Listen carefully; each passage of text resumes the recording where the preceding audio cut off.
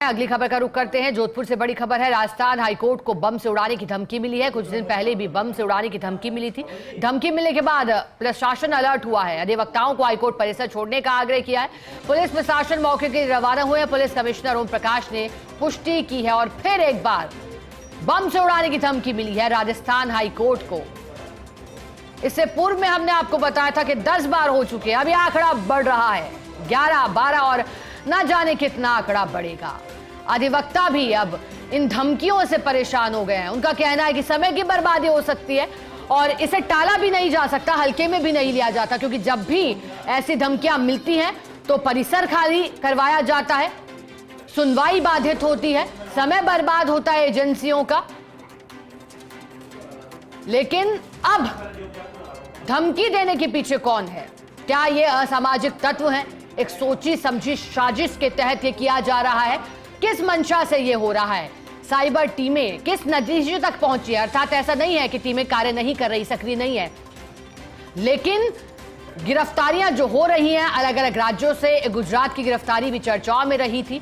अब क्या वहीं से इसके तार जुड़े हैं या फिर कुछ और लोग भी? क्योंकि ये लोग जो धमकी देते हैं ईमेल या फोन कॉल के जरिए, ये अलग देशों में भी बैठे हुए होते हैं, दूसरे देश में बैठकर धमकी देते हैं, फेक नंबरों का इस्तेमाल करते हैं। ऐसे में टीमों के लिए भी चुनौती है इन लोगों तक पहुंचना।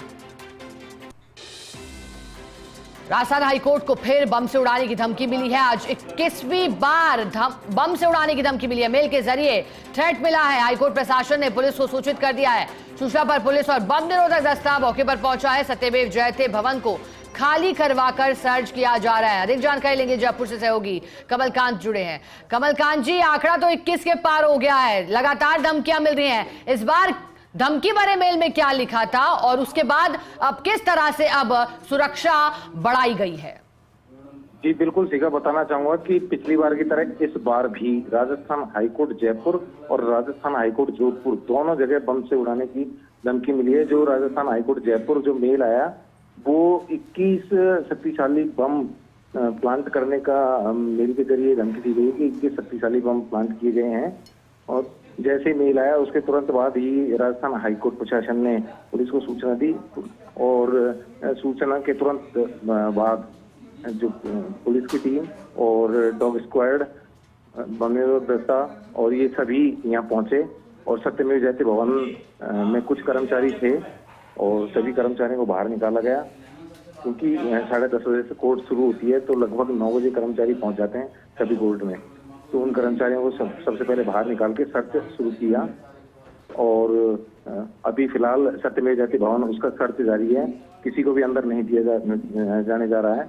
और सबसे बड़ी बात यह है कि 21वीं बार धमकी मिली है। कहा जा सकता है कि पूरे देश में सबसे ज्यादा अगर धमकियां मिली है बम से उड़ाने की तो वो राजस्थान हाईकोर्ट, और पहले तो जयपुर मिली, उसके बाद जोधपुर, क्योंकि पिछली बार भी जो धमकी मिली थी वो जोधपुर मिली थी और जयपुर मिली थी, साथ के साथ दोनों जगह एक साथ मेल आए थे। और उसी तरीके से आज भी यही हुआ और वही तमिलनाडु की चर्चा की जाती है मेल में सेम।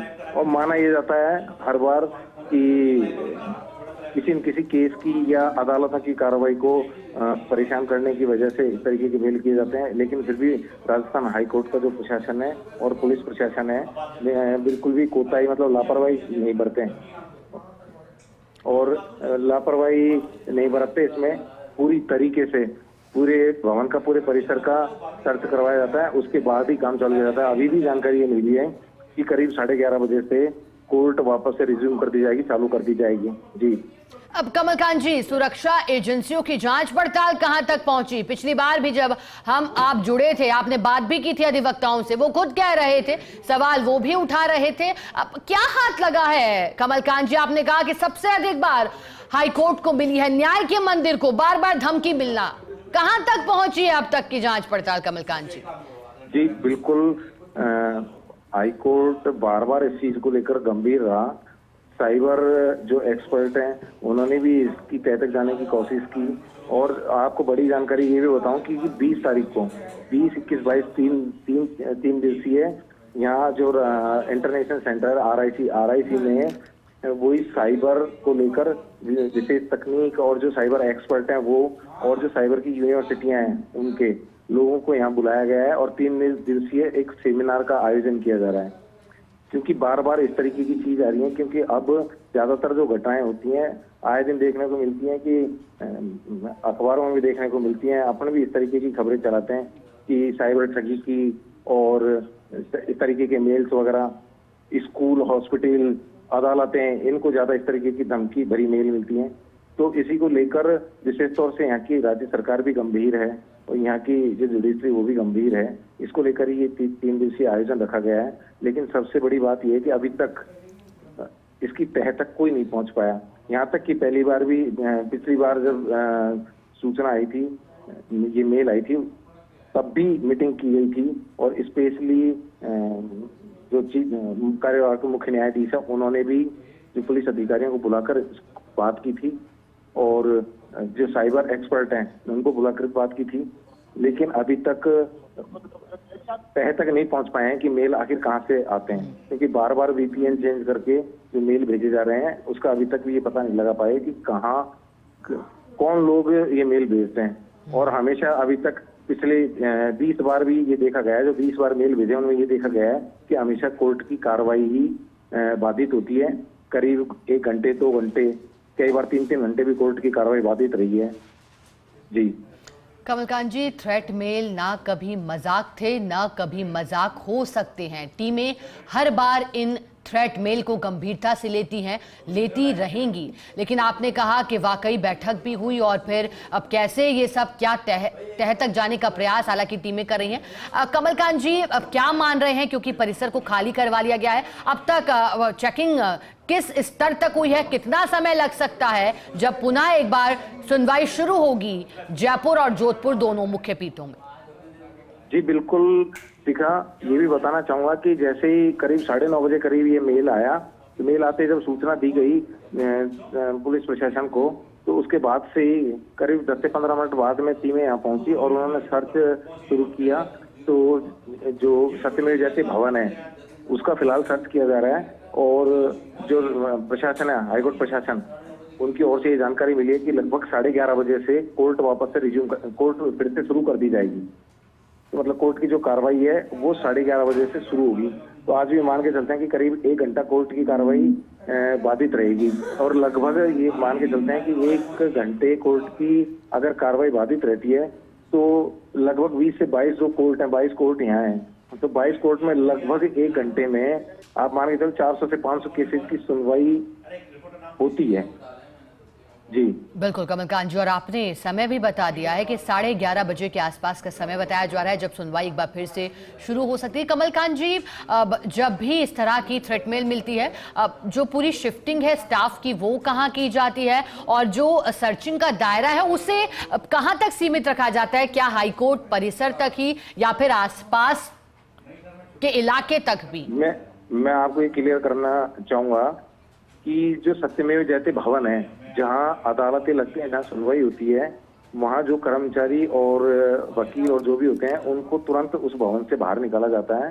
जैसे कि आज भी जो जजेज पहुंचे हैं हाईकोर्ट, उन जजेज को जो बिल्कुल पास में विधिक सेवा प्राधिकरण का जो भवन है वहां भेजा गया है। सभी जजेज उधर गए हुए हैं और जो कर्मचारी हैं वो भी उसी साइड मौजूद हैं।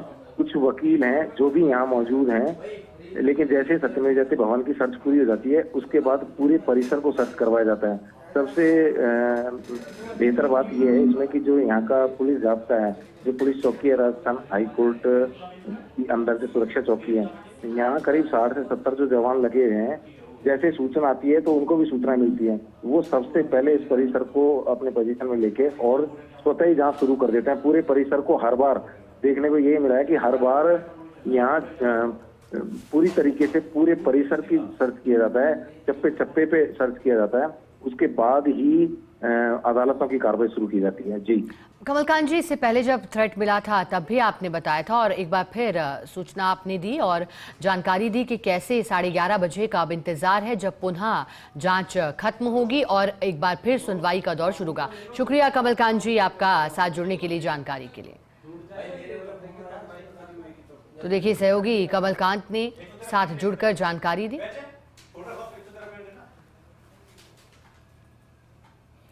तो देखिए राजस्थान हाईकोर्ट को फिर बम थ्रेट मिला है और सुरक्षा को और कड़ा कर दिया गया है। जांच एजेंसियां चाहे बम निरोधक दस्ता हो, डॉग स्क्वाड हो, मौके पर मौजूद और सर्चिंग कर रही हैं।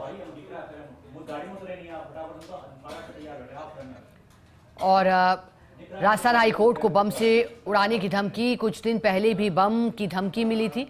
धमकी मिलने के बाद प्रशासन अलर्ट है। अधिवक्ताओं को हाईकोर्ट परिसर छोड़ने का आग्रह किया है। पुलिस प्रशासन मौके के लिए रवाना। पुलिस कमिश्नर ओम प्रकाश ने भी पुष्टि कर दी है। जोधपुर से सहयोगी शिव प्रकाश पुरोहित हमारे साथ जुड़ गए हैं, उनका रुख करेंगे। शिव प्रकाश, राजस्थान हाईकोर्ट जयपुर पीठ और जोधपुर मुख्य पीठ दोनों को धमकी मिली है।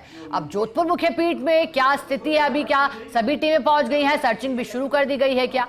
शिव प्रकाश जी, राजस्थान हाईकोर्ट को एक बार फिर आज बम से उड़ाने की धमकी मिली है और इसके बाद हाईकोर्ट प्रशासन ने इसकी सूचना पुलिस प्रशासन को दी। पुलिस प्रशासन मौके पर पहुंच चुका है। बॉब स्क्वाड की टीम मौके पर पहुंच चुकी है और पूरे हाईकोर्ट परिसर को फिलहाल एहतियात के तौर पर खाली करा लिया गया है। सभी जो न्यायाधीश हैं उनको भी नॉन सिटिंग किया गया है। अधिवक्ताओं को जो है वहां से बाहर निकलने की बात कही गई है और लगातार पुलिस की सर्चिंग है वो की जा रही है। मैं आपको बताना चाहूंगा कि 6 फरवरी को भी राजस्थान हाईकोर्ट को बम से उड़ाने की धमकी मिली थी, जिसके बाद लगभग 3 घंटे तक राजस्थान हाईकोर्ट के परिसर की तलाशी ली गई थी। हालांकि कोई भी आपत्तिजनक वस्तु नहीं मिली थी, लेकिन एक बार फिर यह जो धमकी मिली है तो निश्चित रूप से कहीं कहीं पुलिस प्रशासन के लिए एक चिंता का विषय है कि आखिर कौन बार बार इस तरह की धमकियां है वो दे रहा है। जी बिल्कुल, आपने ठीक कहा शिव प्रकाश। चिंता का विषय है कि आखिर क्यों बार बार इस तरह की धमकियां मिल रही हैं। बहुत शुक्रिया आपका साथ जुड़ने के लिए, जानकारी के लिए।